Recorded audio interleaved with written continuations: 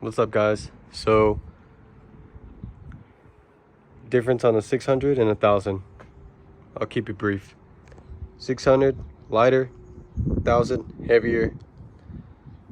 600 less power, 1000 more power. 600 better in the corners, 1000 it's you're moving more weight, you're moving more mass. It's harder to get in the turns. Not as hard, but it's just harder than the R6. As far as track riding and racing, you'll get more bang for your buck out of the R6 because tires are cheaper, maintenance is cheaper, there's parts are cheaper, everything is cheaper on the 600 than 1000. Another thing is fuel consumption. You can ride all day on the R6. The R1's gonna drink, it's gonna guzzle.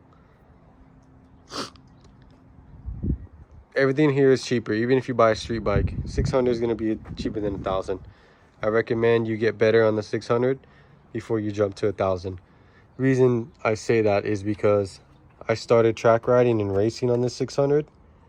It taught me, it had no rider aids, so it taught me how to use my throttle for traction, learn when it's about to slip out, learn how to recover, learn how to brake, everything. It taught me everything. This baseline of this bike taught me everything, and that transitioned me onto the R1, which I race. So I have a better understanding of the R1 and how it works compared to just hopping on 1000, because you always hear about those guys who just hop on 1000 and they're slow.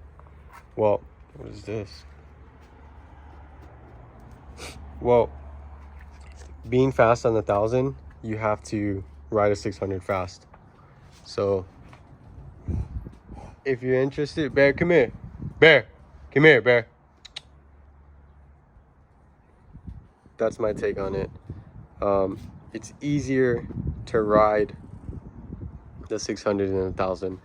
When I take both to the track, I always get tired on the 1000 first because it's a handful when you're riding it hard. And if you're scared about dropping any of these bikes, just get a cheap little 600 for the track or for the street and learn on that.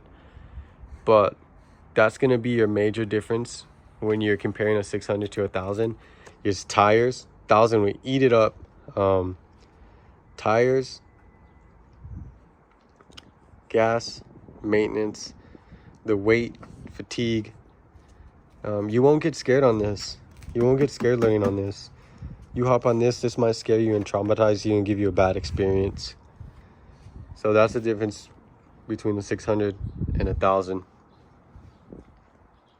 I recommend the 600 to learn on. That's what I did for the track. Everybody's different. Everybody learns differently. But that's just what worked for me. So if you're thinking about a 600 and 1000, those are your two, I guess, kind of your brief little descriptions of both that I think are important when you're buying these two bikes. But I don't think there's a better duo than R6 and R1 out there. I think they're good platforms to learn on, and they're some of the best bikes out there. Hope that helps you guys. You guys have any questions, hit me up.